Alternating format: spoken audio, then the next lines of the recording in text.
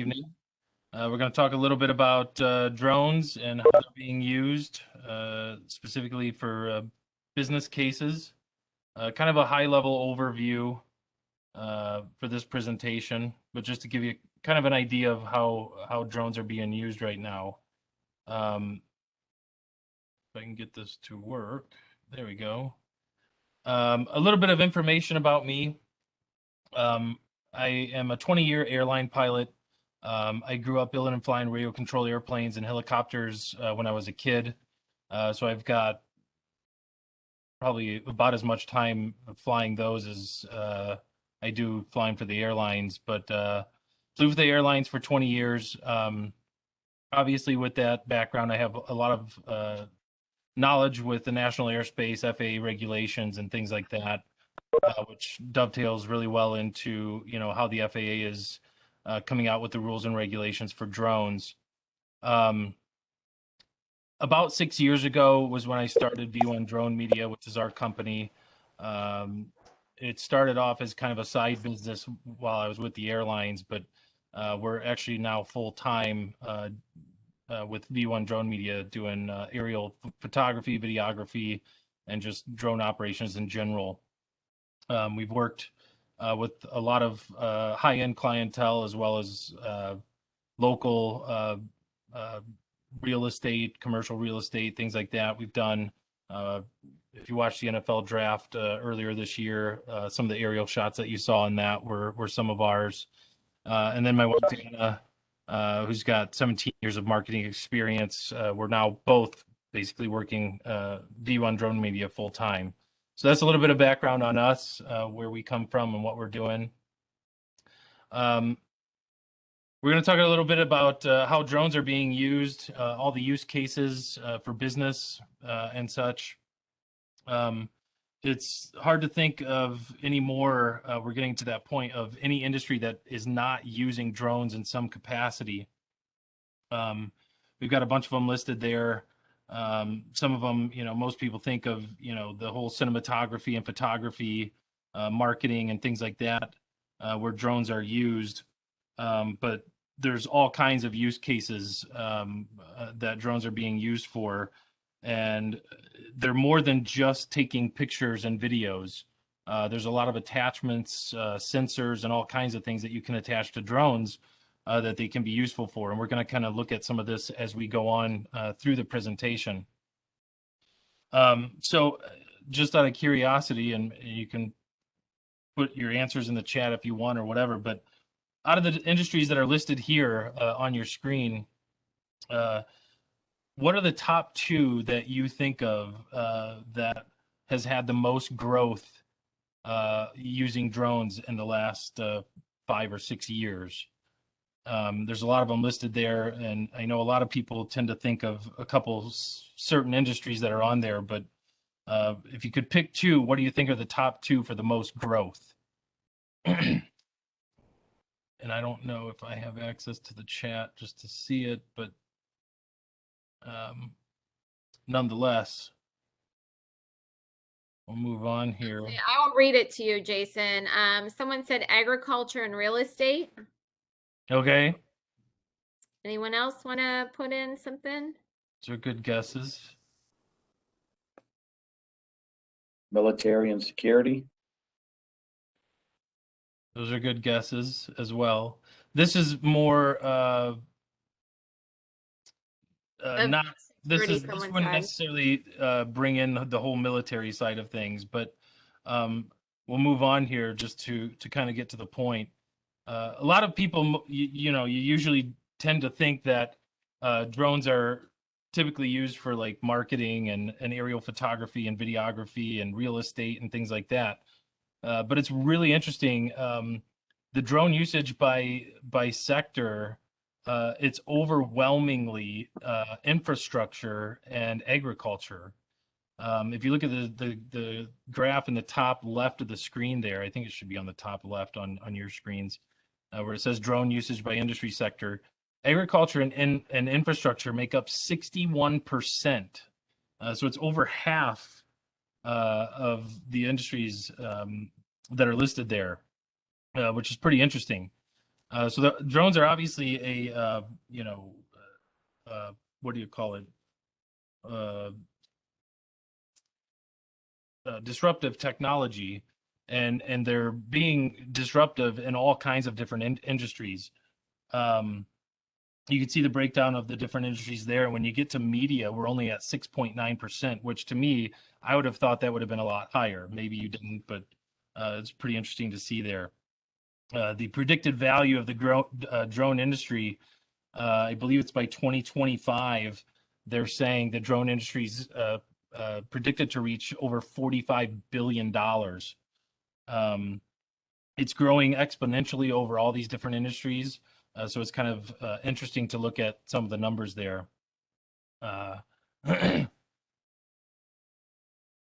So the commercial value of drones, essentially a drone is just a flying robot.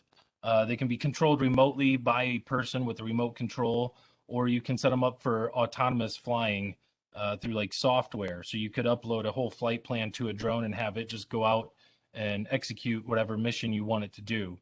On top of that, there are multiple different sensors. So the drone doesn't just have to have like an RGB camera, though that's what most, consumer drones have on them, is a camera to take pretty pictures and stuff. You can actually put on like thermal imaging cameras, or we'll look at a couple different things too, like all bullhorns for search and rescue and different things like that. So that's why there's all these different industries that are being impacted by this drone technology. And on top of that, they can also be, we think of most drones, as they call them, as like the quadcopter with 4 different propellers. But that's not always the case either. There are unmanned aircraft or drones that are winged aircraft as well, like the radio controlled airplanes I grew up building and flying, where they can fly further distances, they can fly faster. And again, you can equip them with all different types of sensors to, depending on what the job is. The breakdown there on the right side, it just kind of, gives an idea of, if you were to hire like for a film crew, for an example, a helicopter with a cinema camera and somebody to operate that, and the pilot and all those different things, and don't take these numbers in stone, but you're looking at, could be $3,000 to $5,000 plus, or you could hire a drone pilot and potentially do something similar for a fraction of the price, and that's kind of what we're looking at there. Again, a lot of these, this is just kind of an example, but it could depend on what you're doing. But obviously, most likely it's going to be a lot cheaper than hiring a full-blown helicopter with a pilot and camera crew and all those different things. So obviously, aerial imagery is a lot cheaper using drones, and more businesses, because of that, can start using this technology in a lot of different ways and get the value and pass that on to their customers. So it's a new tool for a lot of industries to add in. This kind of breaks down just, for photography and videography. We're going to kind of look at some of the different industries quickly, just kind of a high level overview. So from the photography and videography side, like TV, film, events, you can do live streaming with the drones. You're connected to your cell phone and you can actually live stream the video that you're taking with the drone right to your YouTube or Facebook channels now. Video production, that's one. Obviously, kind of dovetailing into that is the marketing and advertising. That's a big one as well. And real estate. These are kind of the 3 things that I mentioned earlier that most people probably think of when they think about using a drone for something. For the TV, film, and events, like video production and stuff like that, drones are great because if you watch a lot of Netflix or online content or anything anymore, a lot of movies and film, they're starting to use drones a lot more for those establishing shots where they're showing you what location you're in, and you can get a really good view of the surrounding area and what's there, the scale of everything, and so on. Moving on to like marketing and advertising, obviously kind of like I said, dovetails in. because of all of that, this is great for like marketing and advertising because you're giving people a high level overview. They can see a lot more of what's going on around them, in the area, establishing the location of a business, the emotional appeal, so on and so forth. And the same thing with real estate, where it's big too, because an aerial shot just gives a potential buyer so much more information than they would have just from somebody on the ground with the camera, taking some ground shots. From the air, you can just see so much more. You can see, the surrounding areas and what's around it. Like the example there is with the lake shore.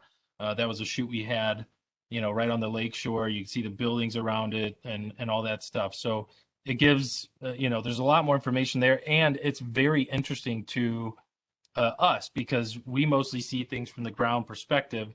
So when we get this different view of things, it's a lot more interesting. So it really grabs your attention and holds your attention and gets that wow factor going.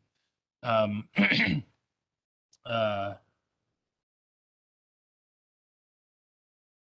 attention. Yeah. So I think I covered everything there. So obviously a huge tool for photo and video work, especially video now, where you can, just give a whole new look to your videos and films and things like that. If we move on to work, there's something else we can do before we get into some of the other sensors and things like that you put on the drone. What's called photogrammetry. And photogrammetry is essentially, and some of you may be aware of this already, there's even apps that you can do this now with your phone. If you had like a model or something like that, and you wanted to create a 3D model, you could 3D print it even. You can take your phone and you take a bunch of pictures around it and over top of it and everything, and you stitch this all together, and you can recreate a 3D model that you could have on your computer, and then potentially, put it into CAD or all kinds of different stuff. If you have a 3D printer, you could print it. You can do the same thing with drones, where you're taking a bunch of aerial photos of a subject from all these different angles. You take all these photos when you're all done, you put them into different software. They are able to stitch all of these photos all together where they need to go, and you can recreate a model of a structure or an object. And then you have multiple outputs from all of this as well that can be used in, like I said, like CAD. You can create point clouds, 3D models, topographic maps. You can even end up being able to pull accurate distance, volume measurements like cut and fill and things like that after doing these scans and processing all the imagery. So this is really well for like asset management, engineering, construction, architecture, stockpile measurements, things like that, surveying, mapping. This kind of all goes into that whole industry where you could use this in a lot of different ways with photogrammetry. And there's a lot of data that you can gather much more efficiently than what they've done in the past, just using traditional methods to do so. And by the way, if there are any questions during any of these things, feel free to. There is a chat that you can put your question in there, and we'll try to get to some of those. Yeah. Someone asked, "What is CAD?" CAD is it's like an engineering software. So a lot of like buildings and architecture and things like that, they use CAD to computer aided design is essentially to be able to design and create their models and things like that on the computer. So, if you go out and you take, 3D model or your photogrammetry stuff, and you put it all together, they can import that into software that's already being used like for builders and engineering and things like that. Hopefully that answers your question. Thank you. Was there anything else, Allison? Nope. Okay. All right, we'll keep going here. So thermal imaging. I mentioned there's other sensors that you can put on a drone besides just the camera, that you can take pretty pictures and videos and things like that with, which is essentially an RGB camera, a red, green, blue. RGB cameras are what you would use to take those types of photos. You can also equip drones with thermal imaging now. There's all kinds of different thermal imaging cameras that are available, ranging anywhere from probably $2,000 on the low end to $10,000 plus on the high end. Obviously, the more you spend, the better quality you're going to get, like anything else. But with thermal imaging, this is really useful as well for all kinds of industries. This is being used right now. There's a lot of like the solar industry is getting big. Thermal imaging is being used to help find cell defects and malfunctions in these solar farms, that they can scan large areas with the drone and a thermal camera way faster than what they could with just people going out there with their normal processes. They can only cover so much ground. So again, a lot more efficient and a lot more cost effective because of it. Roof and building inspections is another big one, because with thermal imaging, you can identify leaks. If you've ever had your house, where you're losing heat somewhere, but you don't know where, and they come in and they do a scan, and they might use thermal imaging cameras. Same type of situation here. You can do roof and building inspections with the drone and capture areas in a lot safer and more efficient manner than what you could with somebody having to climb up a ladder and things like that with a thermal camera and take those images. Electrical inspections, roads and bridges. These are all great examples of all of this, and they are actually now being used quite a lot, actually. Roads and bridges is another big one, because the thermal imaging can help detect subsurface cracking and delamination.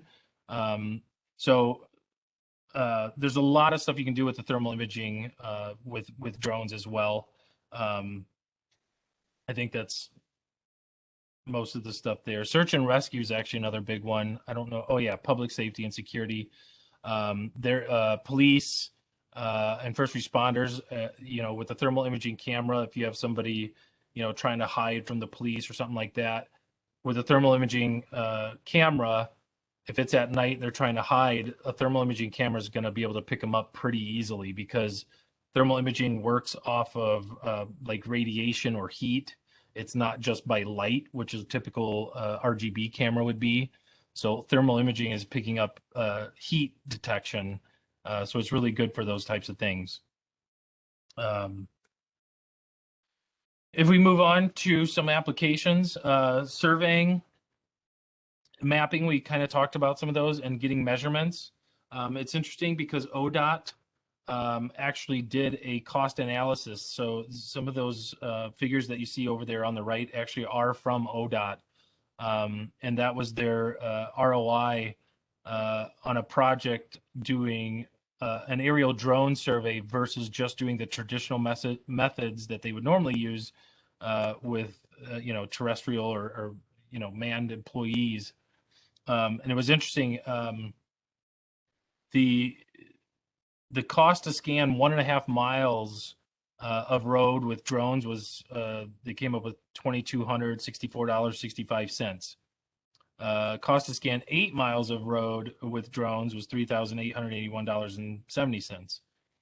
If you look above there, the cost for a terrestrial laser scan for only 1.5 miles of road was $19,000.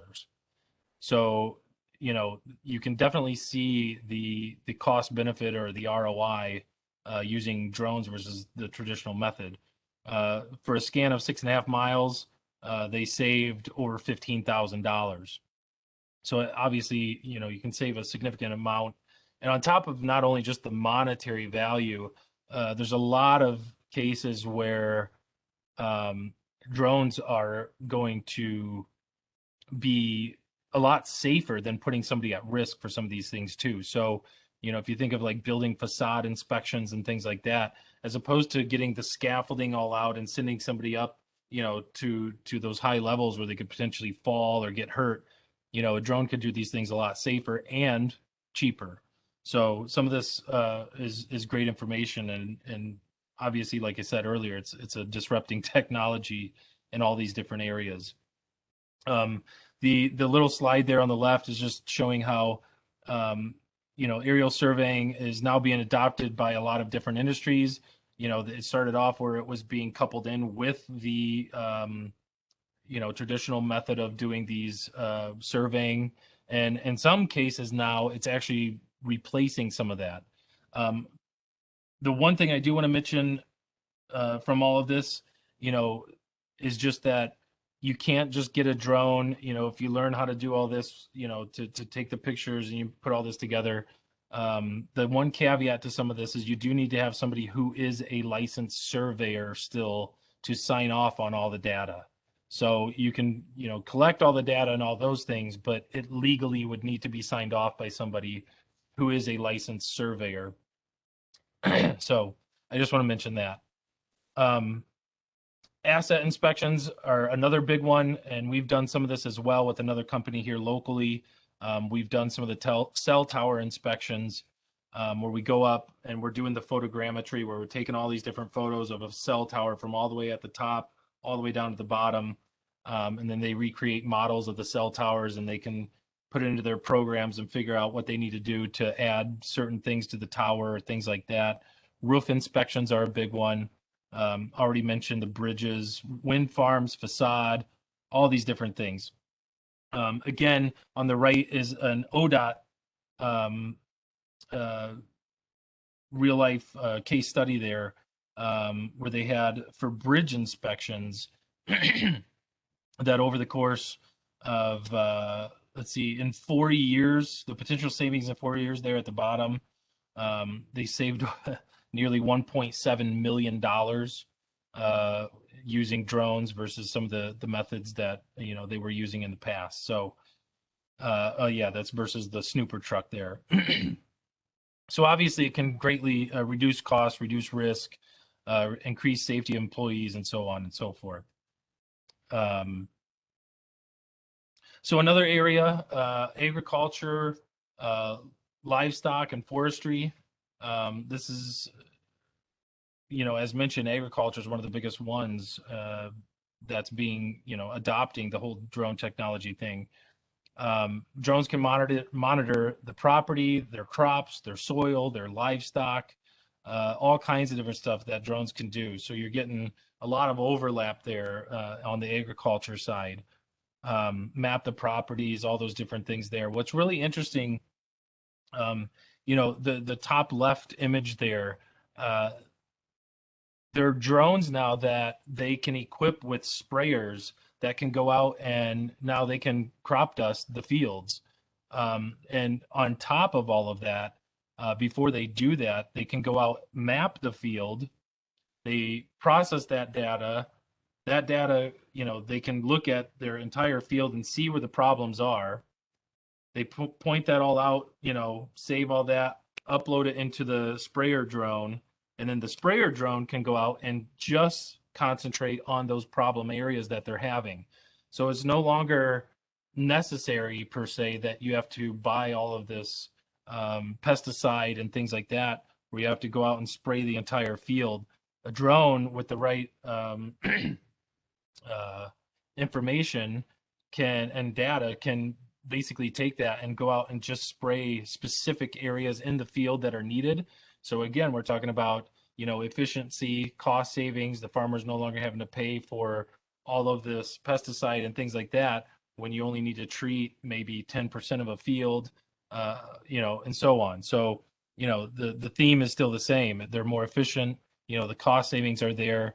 And like I said, with the agriculture, and things like that, there's a lot of overlap where they can get multiple uses out of the drone. So, which just creates for a lot better profitability. With the drone stuff too, you can do thermal imaging and different things like that, where they can pinpoint these bad areas. There's software that can process all of this data and basically tell you which areas aren't getting enough water or which areas are being affected by a certain type of bug or a disease or things like that. So there's all kinds of different ways that agriculture can use drones. Allison, do we have any questions here? I'll just ask real quick. Hey, Jason, it's Janice. Allison had to step out. Nope, nothing in the chat. No? Okay, we'll keep rolling. So again, this is going to be a very, very similar architecture, engineering, construction. Again, we got the drone surveying, site planning. You can do the 3D modeling, all these different things. Again, it's increasing safety and your risk management.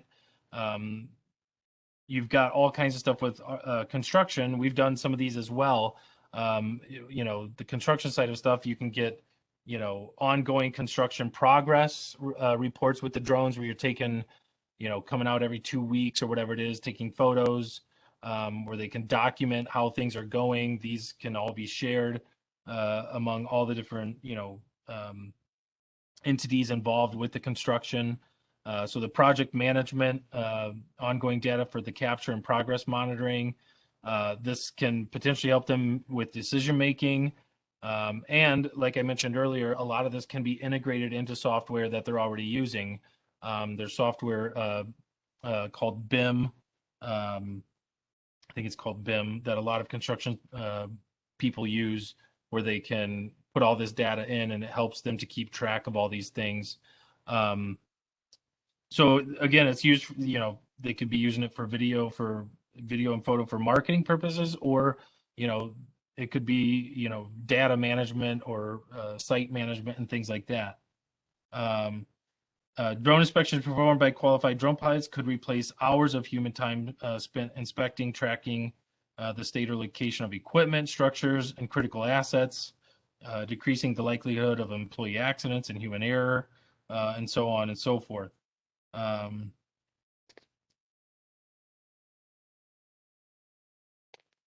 look at some other ones here. This is an interesting one because we've got a couple of cases here just recently where this could be used, where the Florida building collapse back in the end of June, I believe it was. And just recently the New Orleans hurricane going through. Insurance and asset management. So you've got risk management through the insurance stuff where they could go out and they could, so like the pre-loss and claim stage, they could have somebody come out and do the scan before anything ever happens. So this could have an effect on your premium. So maybe the insurance is saying, based on where you live, you owe this amount of money for premiums every month. You could have somebody come out and do a site assessment, show them your actual location and what's around you and things like that. And it could be used to lower your risk profile, and, which would mean lower premiums. So that's the whole pre-loss or pre-claim stage where you'd have something done, ahead of time. Somebody come out and do a scan for that.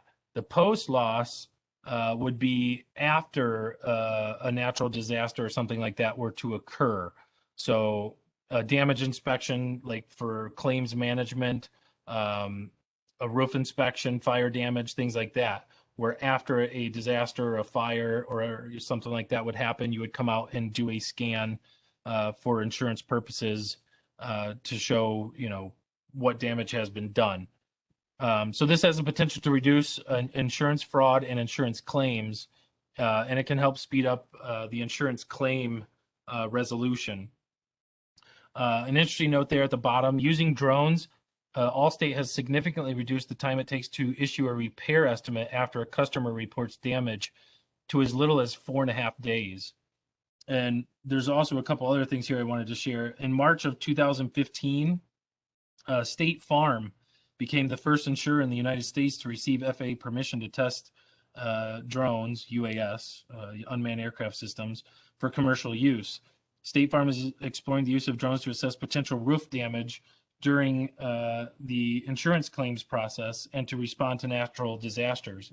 And now other firms are starting to jump in on it as well, including AIG and Liberty Mutual Insurance as well, some of the other ones. So another interesting case where drones can be used. So public safety, emergency response, this is, again, a lot of agencies are starting to adopt the drone stuff. I've been teaching first responders for the last 5 years, I believe it's been, where we teach police, fire, rescue, SWAT teams, all that different stuff, how to use drones, get their Part 107 certificates, which is your FAA certificate to legally fly drones for commercial purposes. There are, and I believe it's more now, there's over 347 law enforcement agencies in the United States that are using UAVs to assist officers in the field. They're using UAVs or drones. UAV is just unmanned aerial vehicle. For search and rescue, traffic collision reconstruction, investigation of active shooter incidents, crime scene analysis, surveillance, and crowd monitoring. Another interesting thing, the very middle image there, you see somebody, looks like they're having a heart attack and they have something there. That's actually a real thing. Researchers at TU Delft, which is a faculty of industrial design engineering in the Netherlands, created a prototype flying defibrillator called the ambulance drone. In an emergency, people can call their version of 911 or whatever it is, and the drone, they can dispatch the drone out right to their exact location, based on their GPS coordinates or whatever. And then get a defibrillator right out to somebody in a matter of minutes versus, maybe 15, 20 minutes or more, depending on location, for first responders to show up. So again, a pretty interesting thing that's being, where drones are being used. And speaking of that, this is a bit of an older slide, but I do have kind of an update to this.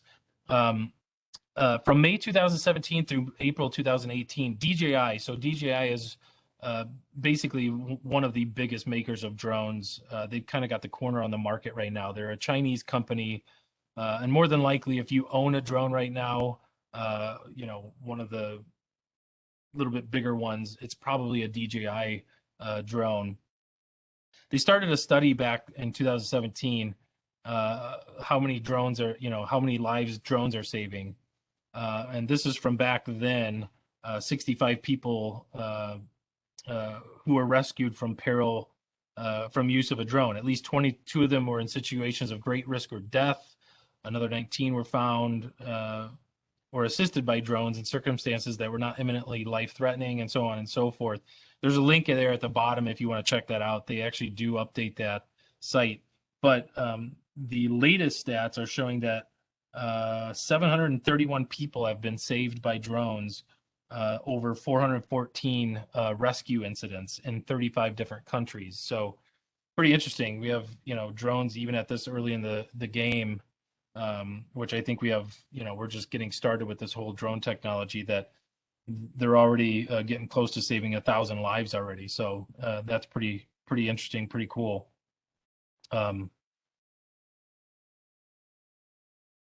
So let's talk real quick about some FAA rules and regulations. Because we're flying in the national airspace with drones, the FAA controls the national airspace. There are a few things, and this is just a high-level overview of some of it. These rules and regulations, they seem to kind of ever be changing and new things being added. So it's kind of an evolving thing right now. But a few things we'll just look at real quick is the trust test. The trust test is a brand new thing. Even recreational pilots now, the FAA wants them to take a written test. And then there's, the FAA Part 107 drone certification, where if you want to use drones commercially for commercial use, you would have to go through the Part 107 drone certification. You'd have to pass the written knowledge exam, which is actually very similar to what a private pilot would take for a written exam. Drone registration, some of these other ones, we'll look at these real quick. Regarding the trust test, it's TRUST for the Recreational UAS Safety Test. It provides education and testing for recreational flyers on important safety and regulatory information. If you fly your drone recreationally, you have to pass the test before you can fly now. So you can't just go to Best Buy, buy a drone, charge it up, and go start flying willy-nilly wherever you want. Even if you're just flying recreational for your own fun, the FAA wants you to, they actually require you to take this written test. And a lot of this is because people don't understand the airspace that they're flying in. It's one of those things where you don't know what you don't know. So there's a lot of really good information in there. And I highly suggest you go take that test. It shouldn't take that long. You don't have to pay for it. It's free, as I mentioned there at the bottom. You can go to the website there that I have listed. It's on the FAA.gov website if you want to find more. And there's a whole list of where you can go take the test, and it's free. You have to take it and provide your proof that you took it. So the FAA is now saying law enforcement or FAA or anybody can now ask you for that proof that you've taken the trust test. So make sure you take it and print out that certificate and keep it on you. Jason, there's a question. May I ask? Yeah. Okay, so this is regarding the agriculture modeling. How confident are you with the accuracy of the data that's gathered by the BIM or whatever software platform that you recommend for modeling? Are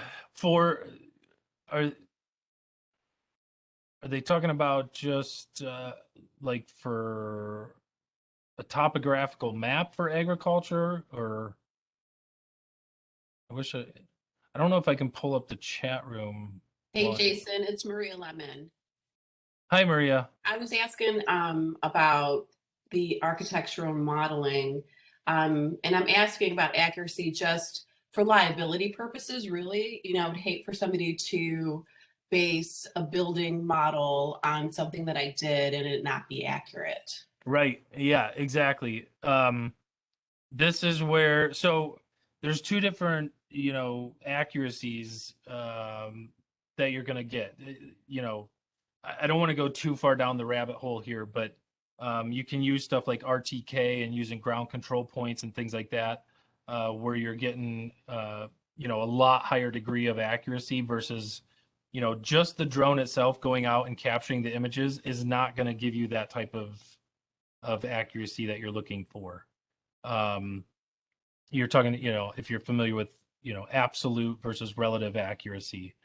In order to get the most accurate measurements and things like that, you would have to be using ground control points where you have known points already set for the area that you're scanning.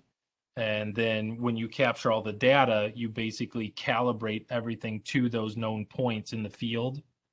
And that's how you're going to get the most accurate information. But, if it's done right, you can actually get really good information. Some of this is going to come down to, you're going to have to do your testing and or get somebody who knows what they're doing to work that out with you. I hope that answers the question. It's kind of, a broad or general overview of it, but I'm going to wrap this up here real quick. We'll try to open it up to some more questions if there are any. That kind of covers the whole trust test. It is, like I said, it's now required for recreational pilots as well. And just to be clear, this is only for recreational pilots. So this does not allow you, just by passing this test, to be able to fly for commercial purposes and things like that. In order to do that, you'd still have to take the Part 107 written knowledge exam. But just to fly drones in general at all anymore, even if it's just for fun, you'd have to take this FAA trust test. And you can find more information, like I said, you can Google it or go to the FAA.gov site and you can search on there for the trust test or recreational UAS, and you should be able to find it.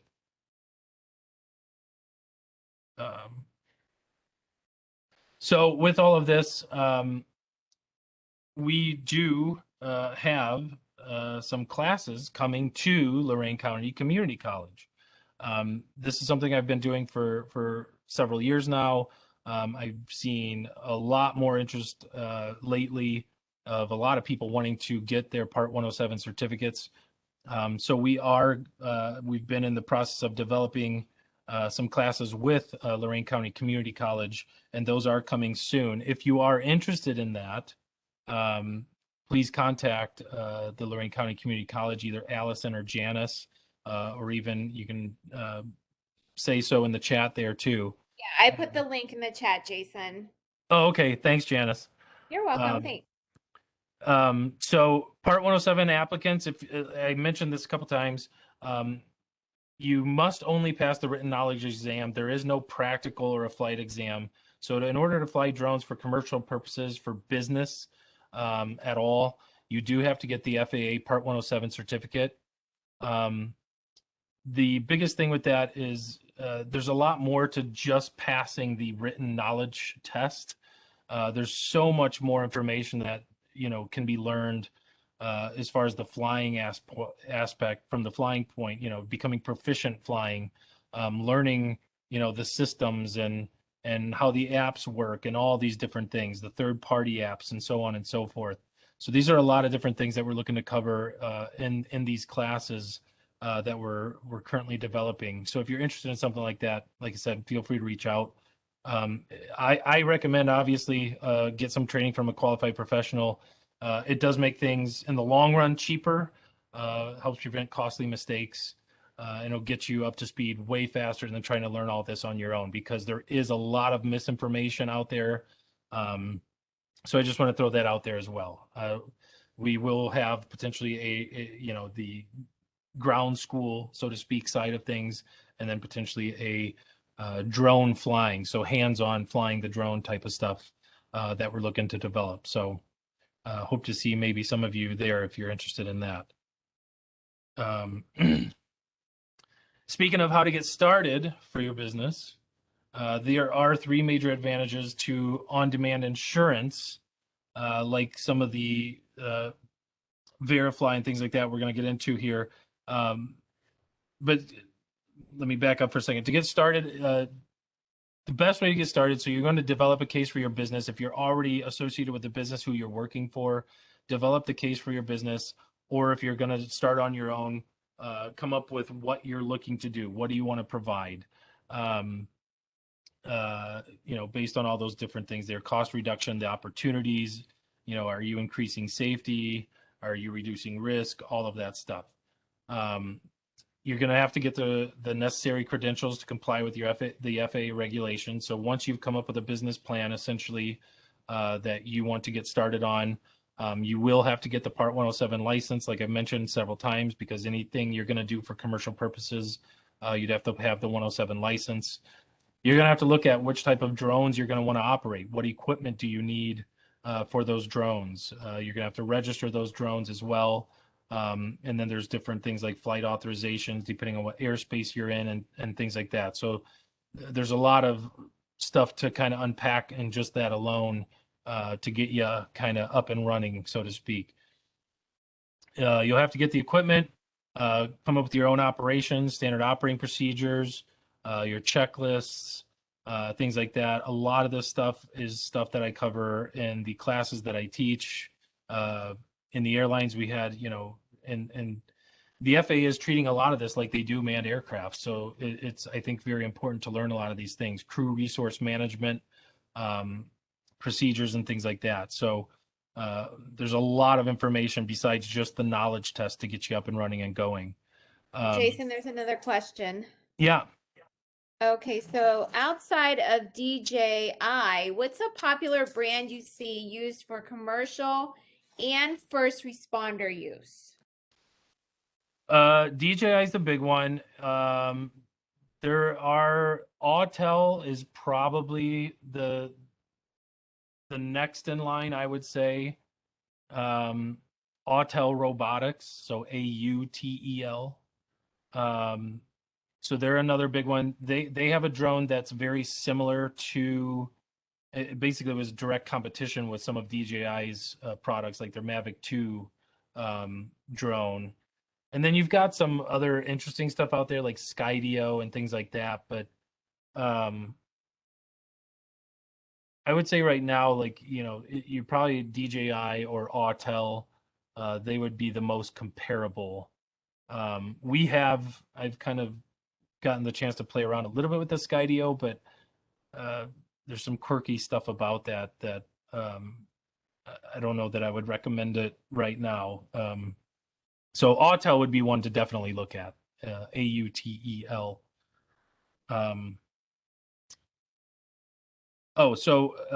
Getting back to here, creating workflows for your operation. Just to incorporate your outputs and things like that into your existing workflows, your systems, and all that. So kind of just a brief summary or an outline of how you'd want to get started for with using drones for your business. The next slide is what I was. There we go.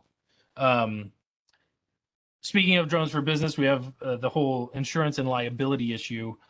Whether you're flying as a hobbyist or a commercial operator, I think it is highly recommended that you have some sort of liability insurance, because these things, as I mentioned earlier, they're just essentially flying computers. And at any point if you've ever dealt with electronics, which are, most of us have, something's going to go wrong. Something's going to happen where it's going to do something screwy or weird or whatever. And hopefully that doesn't cause, a big problem. A lot of people, I think, that get drones, they just start flying them and start doing things. And they never think about the whole insurance or liability side of things. And I think it could come back and bite them pretty bad if, things go wrong, especially if there was no training or involved and they're just kind of doing things, whatever they want to do. So I would recommend looking into insurance. You have a couple options.